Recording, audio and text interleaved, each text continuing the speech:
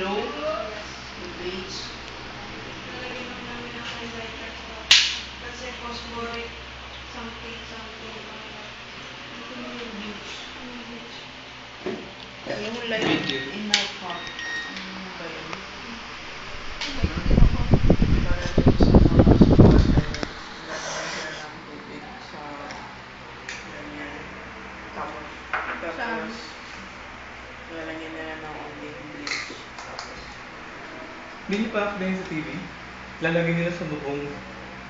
May butas lang na eksakto yung bote ng soft drinks. Lalagyan ng bleach. Mag-iilaw siya. Bakit? ay dapat nakabukas.